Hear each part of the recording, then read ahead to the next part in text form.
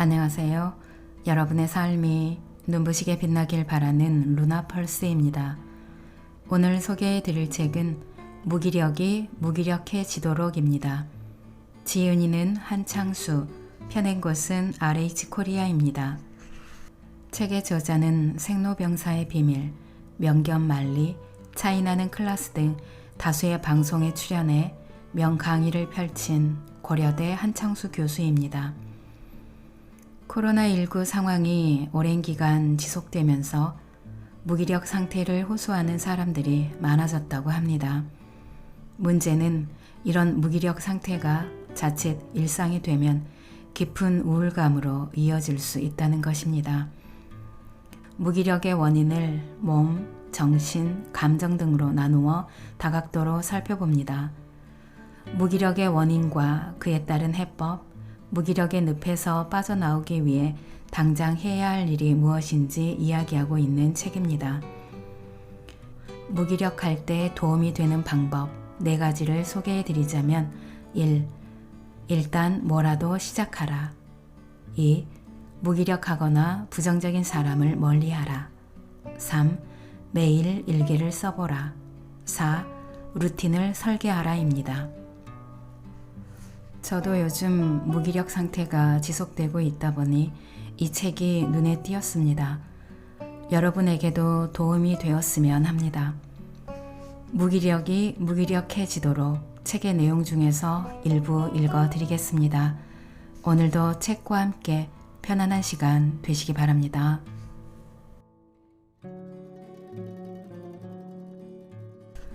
왜 자꾸 늘어지는 걸까? 경기도의 한 고등학교에서 2020년 10월 1, 2학년 학생 579명을 대상으로 코로나19가 학생 교육에 미치는 영향에 관한 설문조사를 진행했는데 전체 응답자의 60%가 생활습관이 부정적으로 변했다라고 답했다. 코로나19로 가장 달라진 생활습관을 선택하라 라는 설문에는 규칙적으로 생활하지 않고 늦잠을 많이 잔다는 답이 26.9%로 가장 많았고 무기력하게 보내는 시간이 많아졌다. 20.4%, 인터넷 검색 및 게임으로 보내는 시간이 많아졌다. 12.7% 등의 부정적인 답도 많았다. 아무래도 선생님과 친구들을 직접 만나는 시간이 줄어들면서 무기력감이 늘어난 것으로 보였다.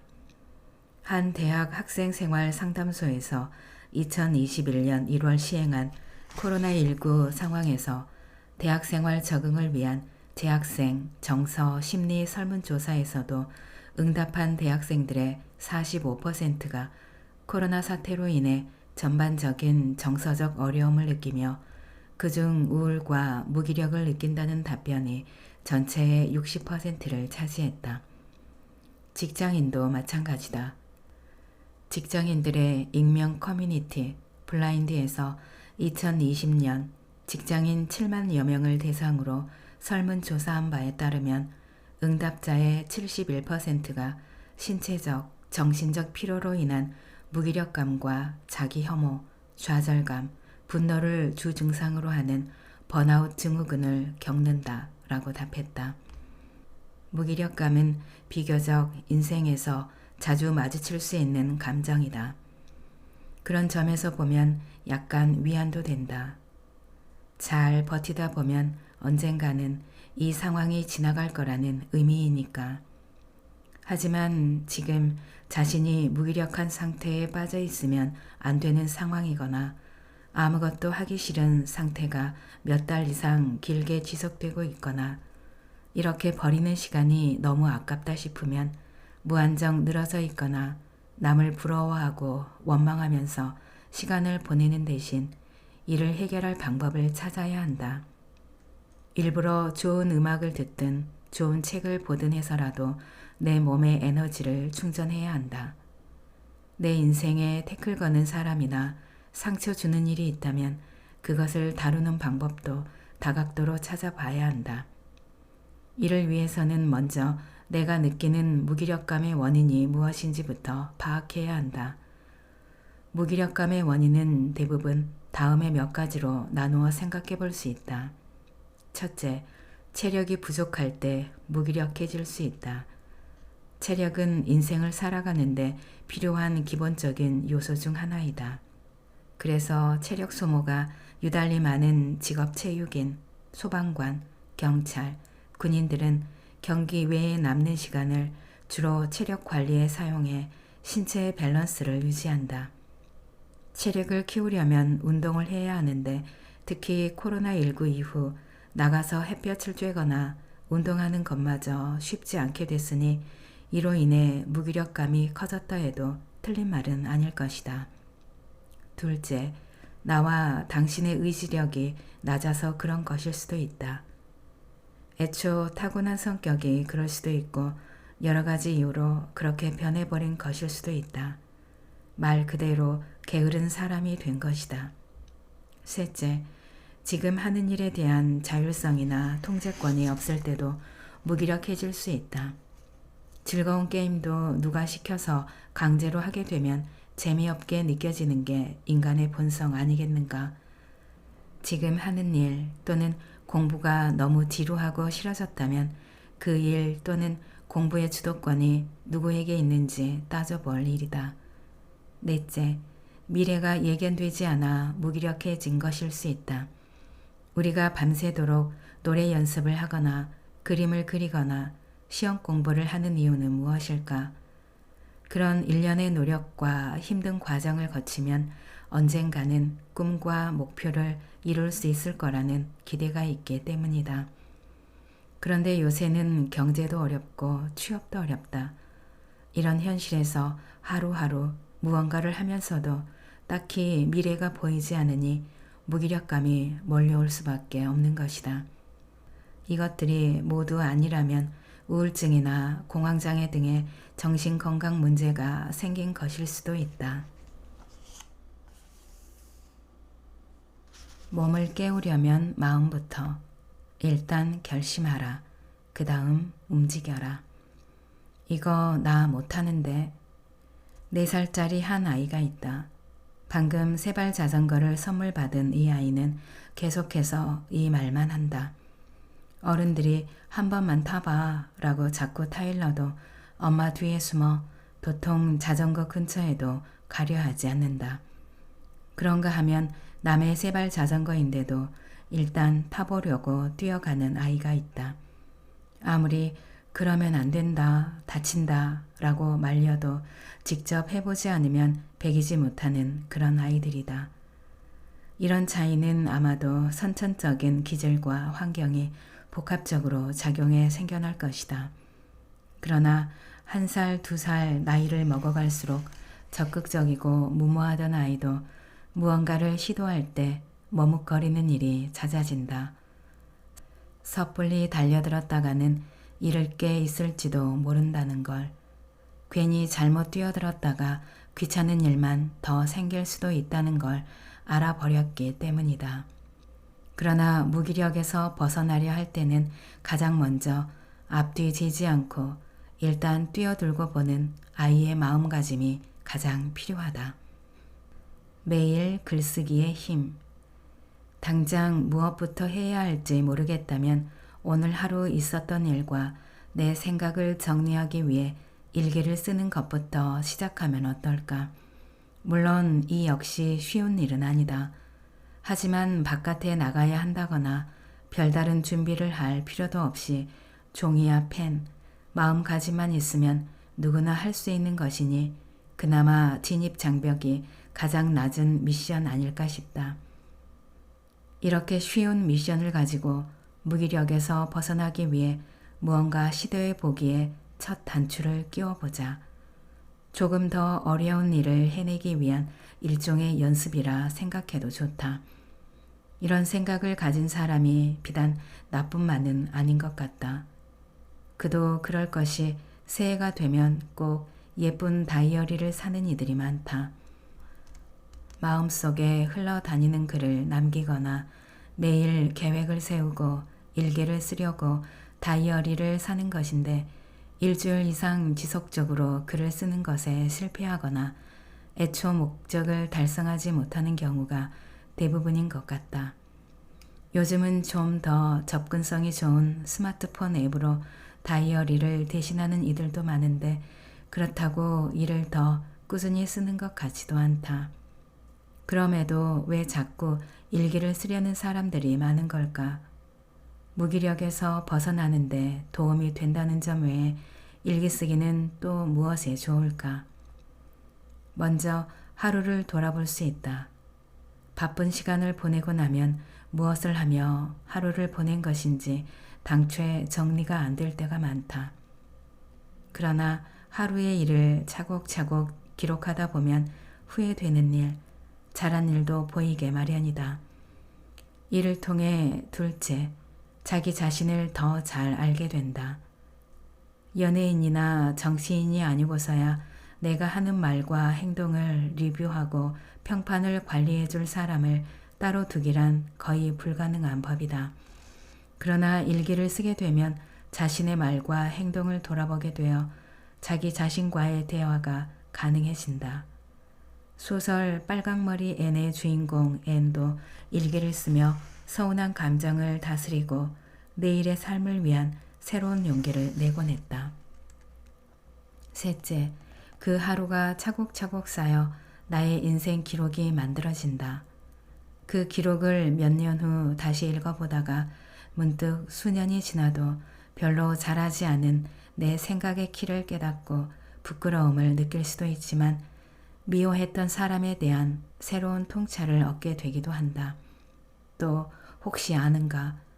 나이 들고 나서 이 기록들을 가지고 나만의 멋진 자서전을 쓸 수 있을지. 물론 글쓰기 능력과 생각 정리하는 능력이 향상되는 것은 덤이다. 작가 프란츠 카프카는 공무원으로 일하며 글을 썼고 26살 때부터 죽을 때까지 일기를 썼다고 한다. 그 일기를 정리한 책을 보면 본인이 하루 중 만난 사람, 대화한 내용, 자신이 꾼 꿈에 대한 기록이 자세히 담겨 있다. 삶에 대한 불안과 글쓰기를 하며 느끼는 초조함도 많이 엿보인다. 아마도 그는 그런 힘든 감정과 그럼에도 불구하고 계속 기록하는 힘을 토대로 변신 같은 훌륭한 작품을 여럿 남길 수 있었을 것이다. 왜 시작하지 못하는 걸까? 작가든 작가가 아니든 글을 쓰는 게 어렵기는 매한가지다. 이때도 역시 앞뒤재지 않고 일단 뛰어들고 보는 아이의 마음가짐이 절실히 필요하다. 일단 시작하면 자이가르닉 효과가 작용한다. 자이가르닉 효과란 러시아의 심리학자 블루마 자이가르닉의 명명한 개념으로 무언가 해야 할 일이 남아있을 때 그것을 잊지 못하고 계속 찜찜한 기분을 느끼는 현상을 말한다. 이는 우리 뇌가 일단 시작한 것을 작업 기억 공간에 올려놓고 완성하려는 경향이 있기 때문에 나타나는 것이다. 우리에게는 한두 줄 글을 끄적여 두면 딴짓을 하면서도 틈틈이 그것에 대해 생각하고 결국 이야기의 빈 곳을 채워가는 인지적 능력이 있다. 나 역시 논문이나 글을 쓸 때 제목과 단어 몇 개를 써놓고 며칠을 지내고 나면 이후 놀랍게도 내용이 술술 써지는 경험을 하곤 했다. 이론은 알겠는데 그래도 힘들어요. 무언가를 시작할 엄두조차 안 나는걸요. 이렇게 호소하는 분들이 많다. 특정한 사건이나 상황으로 인해 그러는 거라면 괜찮지만 만약 스스로 느끼기에 병적일 정도로 무언가를 시작하지 못하는 경우가 잦다면 다음에 몇 가지를 점검해 봐야 한다. 최근 좌절했던 기억이나 충격적인 사건으로 우울 감정에 깊이 빠져 있는 건 아닌가. 우울증의 기본 증상은 의욕 없고 세상 일에 재미를 느끼지 못하는 것이다. 이 상태에서 무언가 시작하지 못한다고 해서 자책할 필요는 없다. 전문가를 만나보거나 그것이 망설여진다면 스트레스 레벨과 우울 증상을 체크하는 설문 혹은 앱으로 자신의 증상을 확인해보고 어떤 권유를 하는지 들어보자. 지나치게 완벽을 추구하는 경향은 없는가? 의대생 시절 두꺼운 해부학책 수십 페이지를 며칠 안에 공부해 시험을 봐야 하는데 앞부분 몇 페이지를 지나치지 못하고 한 문장 한 문장 확인하느라 시험 전까지 책 전체를 다 보질 못하던 동기가 있었다. 그는 작은 것 하나도 포기하지 못하는 강박적인 성격 탓에 학기 내내 심하게 마음고생을 했다. 꼭 모든 사항을 꼼꼼하게 체크한다고 해서 일이 더 완벽해지는 건 아니다. 자꾸 되돌아보고 점검하다 보면 진도가 잘 나가질 않는다. 따라서 일단 계획대로 쭉 진행한 후 다시 확인하는 게 더 효과적일 때가 많다. 지나친 완벽 추구는 불안 증상을 일으키고 강박 증상으로까지 이어질 수 있다. 무엇이든 완벽하게 해내려다 일을 미루는 것이 습관화된 사람은 불안이나 공포 감정을 일으키는 편도체가 더 크고 불안을 다스리기 위해 활성화하는 배측 전방 대상 피질의 반응은 느리다는 심리학 연구 보고가 있다. 편도체가 큰 사람은 행동 결과에 대해 불안감을 더 느낄 수 있고 이 때문에 일을 시작하기 전 망설이거나 미루는 경향이 있다는 것이다. 즉, 미루는 습관을 가진 사람은 방해가 있거나 불안해질 때 이를 조절하는 힘이 부족해 아예 시작을 못하게 된다. 너무 완벽하게 하려는 경향이 일의 시작을 방해하는 셈. 처음부터 완벽하게 해내려 애쓰지 않아도 된다는 것이다. 무엇을 위해 이 일을 하는가? 내담자와 이야기를 나누다 보면 그 일을 해서 이루려고 하시는 목표가 뭔데요? 라는 질문에 선뜻 대답하지 못하는 경우를 자주 보게 된다. 의외라고 생각할 수도 있지만 가만히 보면 우리가 무엇을 하려 할 때 목표가 불명확한 경우가 예상보다 꽤 많다. 입학, 자격증 취득, 승진 등은 사실 궁극적으로 추구하는 목표가 아니라 중간 지점의 이정표에 불과한 것일 수 있다. 목표가 무엇이냐는 질문은 결국 당신은 인생에서 무엇을 하고 싶은가 라는 질문이다. 목표가 없으면 삶의 동력이 사라져 아무것도 하기 싫어지는 이유다. 친구들이 다 공부하니까 학원이나 독서실에 가기는 간다. 그러나 공부의 근본적인 목적이 무엇인지는 생각해 본 적이 없다.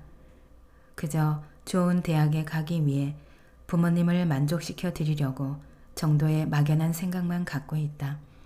이렇게 되면 어느 순간 내가 왜 공부를 하고 있나 하는 회의에 빠지면서 스스로를 납득시키지 못해 거대한 무기력증에 휩싸일 수 있다. 너무 어려운 일부터 하는 건 아닌가? 일이건 공부건 쉬운 것부터 내가 이해하고 정리하기 편한 것부터 해야 더 복잡한 일을 해낼 수 있다. 그렇지 않으면 쉽게 질릴 수밖에 없다. 수학의 기초도 없는 학생이 마음 잡고 공부를 시작하면서 반에서 1등하는 친구가 본다는 어려운 참고서부터 편다고 생각해보라. 진도가 제대로 나갈 리 있겠는가? 나 역시 새로운 영역의 공부를 시작할 때는 대중을 위해 쉽게 쓰인 책을 여러 권 읽으며 큰 뼈대와 흐름을 먼저 이해하려 한다. 그 다음 좀 더 세부적인 사항을 깊이 있게 다룬 책을 찾아 읽으며 내가 익힌 지식의 뼈대에 살을 입히는 과정을 반복한다. 그렇게 하면 시작할 때의 부담도 적고 관련 분야를 공부하는 데 드는 시간도 오히려 절약된다. 일단 시작하기 위한 전략. 쉽사리 시작하지 못하는 당신, 이유를 파악했다면 이제 어떻게 잘 시작할 수 있을지 그 방법을 찾아보자. 정신건강 전문의들은 무작정 시작하는 것도 좋지만 가능하다면 몇 가지 전략을 이용하라고 권한다. 내 목표가 무엇인지 확인하고 그에 따라 계획을 세운다. 이달 안에 달성해야 할 목표를 정할 수 있다면 오늘 무엇을 해야 할지 정할 수 있다. 큰 목표에 따른 작은 목표들을 세우고 어디에든 써놓자. 일의 마감 시간을 정한다. 내가 임의로 정한 마감 시간이라 해도 언제까지 반드시 해내야 한다는 인지가 있는 상태와 없는 상태는 마음가짐 면에서 큰 차이가 있을 수밖에 없다. 작은 목표들 하나하나에 마감 시간을 정하되 대략적인 시간 말고 구체적인 시간으로 하자. 쉬는 시간을 정해놓는다. 집중해서 일하거나 공부하는 시간 사이사이에 쉬는 시간을 정해놓아야 일이나 공부의 효율성도 높아진다. 단 사람마다 집중력이 지속되는 시간은 다양하다. 자신의 집중 지속 시간을 파악한 후 그에 맞게 50분 일, 공부 10분 휴식으로 정해도 좋고 30분 일, 공부 5분 휴식으로 정해도 상관없다. 단 SNS나 메신저 등은 쉬는 시간에 확인하는 게 좋다. 정한 계획은 언제든 수정할 수 있다. 오늘 계획한 일을 다 해내지 못하는 것은 흔한 일이다. 또 일이나 공부를 하다 보면 내 수준에 따라 그 속도나 목표를 조정해야 하는 경우도 자주 생긴다. 그럴 때는 주저하지 말고 계획을 수정하자. 이제 내 삶의 일기장을 펼쳐놓자. 그리고 일단 시작하자. 삶이 내 이야기를 알아서 써줄 것이다. 다만 명심하자. 내가 움직이지 않으면 할 이야기도 없을 거라는 걸.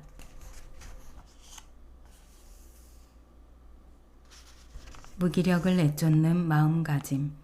내가 나를 칭찬하면. 자유주의 경제학의 아버지로 알려진 경제학자 애덤 스미스는 원래 윤리학자였다. 오바마 대통령이 좋아하는 책으로도 널리 알려진 도덕 감정론은 그 유명한 국부론보다 훨씬 먼저 출간된 책으로 애덤 스미스는 이 책에서 인간이 본래 이기적이고 자신의 이익을 추구하는 존재지만 자신을 사랑하는 것은 이기적인 것과 다르다고 했다. 상대방 역시 그럴 수 있다고 인정하는 동감으로 무장한다면 이 세상을 행복하게 만들 수 있다고도. 또 그는 부를 이루려는 욕망과 사람들에게 인정받고 싶어하는 심리는 인간의 본성인데 그게 다른 사람의 도덕적 기준에도 적절한 것이라 생각하면 미리 자기 승인과 자기 칭찬을 할 수 있으며 이와 반대로 자기 부인을 할 수도 있다고 했다. 결국 스스로를 인정하고 칭찬하는 것은 심리적으로도 살아남기 위한 행동인 것이다. 어른에게 필요한 자기 인정.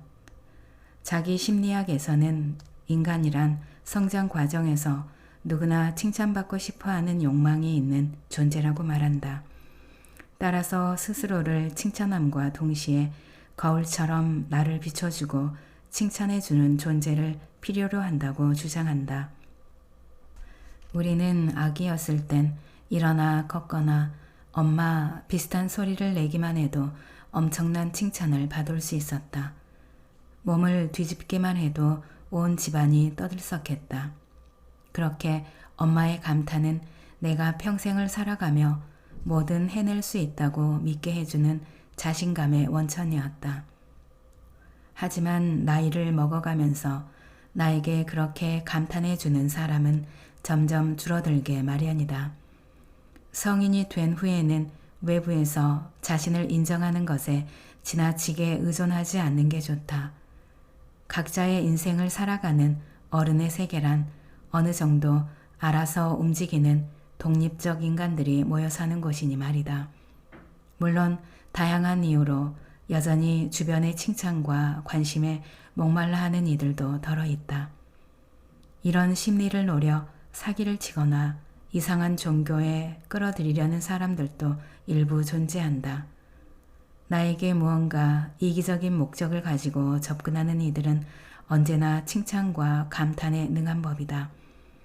서로 어떤 삶을 살고 어떤 노력과 실패를 하는지 다 알아주기는 힘든 법이다. 사실 그저 내가 힘들고 기운이 빠져 있는 걸 남들이 알아주길 기대하는 것 자체가 유아적인 행동일 수 있다. 또 지나친 칭찬은 자존감에 큰 도움이 되지도 않는다. 오히려 사람들은 스스로 생각하는 본인의 모습과 잃지 않은 칭찬을 들을 때 마음이 편안해진다. 이를 자기 입증이라 부르는데 본인의 성격, 지적 기능, 장단점 등에 대해 내가 생각하는 것과 비슷하게 말해주는 사람에게 더 큰 호감을 느끼는 것이다. 무조건 나를 칭찬하고 변호하면서 미래를 긍정적으로만 보는 것도 그다지 좋은 태도는 아니다. 단점과 실패를 솔직히 받아들이고 적극적으로 수정해 나가는 것. 우리에게 필요한 건 이런 자세다. 사람들도 이런 자세를 가진 이들을 더 좋아하고 따르곤 한다. 나를 칭찬하는 방법. 앙투안 드 생텍쥐페리의 소설 어린 왕자에서 주인공 어린 왕자가 별을 떠나 여행하다가 만난 젠체 하는 사람을 기억하는가? 그는 그저 사람들이 박수 쳐주고 잘했다는 말을 해주기만 기다린다.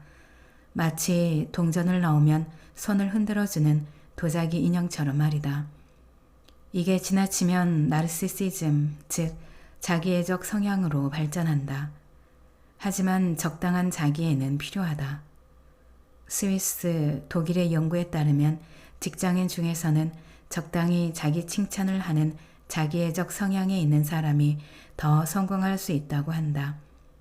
이때 자기 칭찬은 연봉이나 직업 만족도와 직접적인 상관이 있진 않고 자기 효능감과 업무적 노력이 뒤따라야 효과가 있다는 것이 핵심이다. 그렇다면 나를 칭찬하는 방법이 따로 있을까? 남을 칭찬하는 방법 중 나에게 잘 맞는 것을 골라내어 활용해 보는 것도 좋은 방법이다. 스스로에 대한 험담을 하지 마라.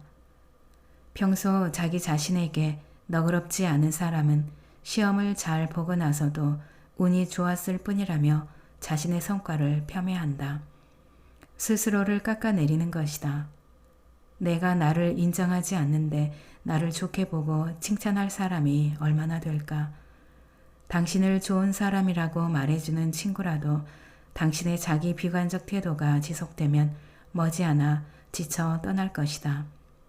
남을 험담하는 버릇이 있는 사람과 가까이 하지 않는 게 상책이듯 당신에게도 스스로를 무시하고 자주 하는 말 습관이 있는지 살펴보고 있다면 반드시 고치자. 내 단점도 때로는 장점이 된다. 내가 생각하는 단점이 모두 나쁜 건 아니다. 쉽게 지치고 기운이 빠지는 게 당신의 단점이라 하자. 하지만 그 덕분에 일이 많을 때는 한 번에 몰아서 하기보다 조금씩 나누어서 늦은 속도로 해낸다. 그래서인지 일을 그르치는 경우가 거의 없다. 이것은 정말 큰 장점이다. 또 매사 툴툴거린다는 단점이 있긴 하지만 그로 인해 지나친 기대를 했다가 실망하는 일도 별로 없으니 이 역시 장점이라면 장점이라 할 수 있을 것이다. 일상을 활기로 물들이는 습관. 루틴은 시작 버튼이다. 번아웃은 있는 힘껏 열정적으로 일하다가 육체적, 심리적 에너지가 고갈되어 무기력이 찾아오는 것을 말한다. 번아웃으로 인한 무기력은 조금 쉬며 에너지를 충전하면 해결되지만 문제는 낮은 자기 효능감 때문에 시작도 하지 못해 늘어지는 형태의 무기력이다. 이런 무기력을 이겨내려면 매일 자신의 일과를 정해놓고 그대로 따라가 보는 자기 관리가 필수적이다. 이를 위해 일상의 루틴이 필요하다. 스포츠에서 말하는 루틴은 컨디션을 최상으로 만들기 위해 의식적, 무의식적으로 하는 행동이다. 미신이나 징크스와는 조금 다른 것이 루틴은 긴장을 풀면서 박자에 맞추어 일련의 동작을 시작하는 것이라고 할 수 있다. 잘할 수 있게 숙련된 몸의 기억을 끄집어내는 일종의 의식이라고 보아야 한다. 무언가 하려고 할 때는 일을 계획하는 것이 중요한데 그보다 더 중요한 것은 시작하는 것이다. 일을 미루지 않고 제때 하려면 출발 시에 루틴을 정해놓는 것이 좋다. 이렇게 하면 일종의 시작 버튼을 누르는 것과 같은 효과가 있다. 의대 재학 시절 친했던 한 친구가 있었다. 이 친구는 항상 이른 아침 정해진 시간에 도서관에 도착해 마음속으로 정해둔 본인 자리에 앉아 그날 공부할 책들을 순서대로 책상에 세워놓았다. 그 다음에는 사용할 형광펜과 볼펜들을 꺼내 순서대로 나열하고는 화장실에 갔다가 자판기에서 커피를 한 잔 빼가지고 와서 자리에 앉았다. 그리고 공부 시작. 당연히 집으로 돌아가는 것도 늘 같은 시간이었다. 이 친구가 늘 최상권의 성적을 받은 것 같지는 않다. 기운도 없고 피곤하다며 앉아있는 시간의 절반 이상 동안을 엎드려 잔 날도 있었고 형편없는 점수에 낙담한 적도 있었다. 하지만 본인이 정해놓은 순서와 시간이 바뀐 적은 없었다. 이 친구는 지금도 그렇게 자신이 정한 일상의 순서에 따라 제 몫을 충분히 해내며 성실한 외과의 생활을 해내고 있다.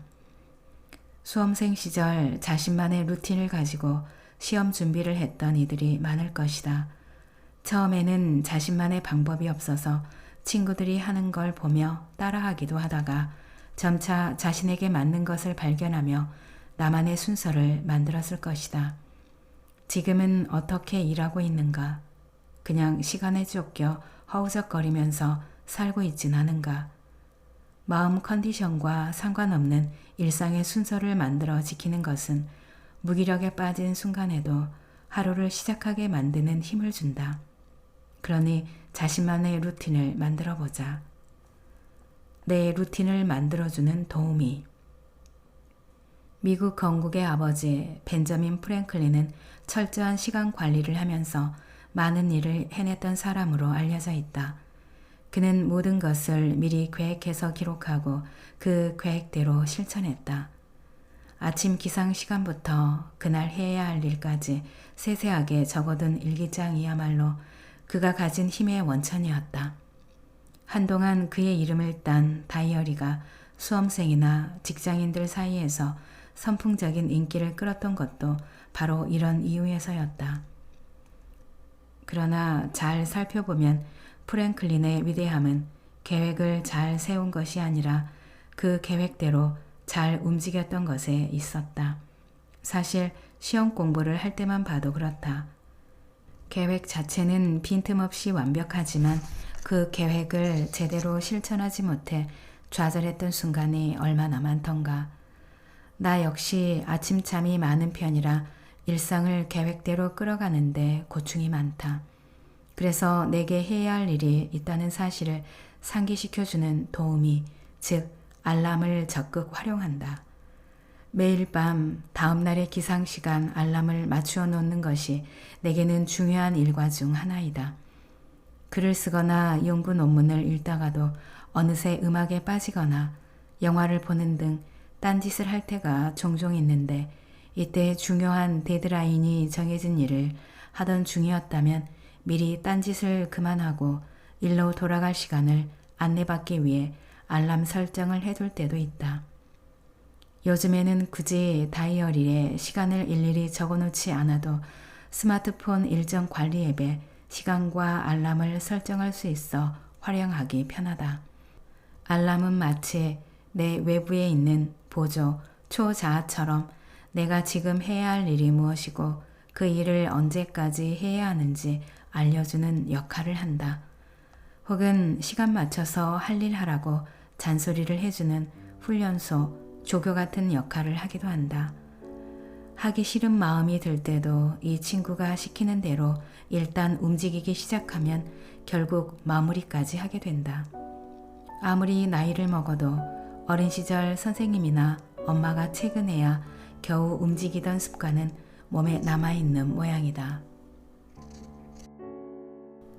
낭독은 여기까지입니다. 여러분의 구독과 좋아요, 댓글은 저에게 큰 힘이 되는 거 아시죠? 오늘도 끝까지 들어주셔서 감사합니다.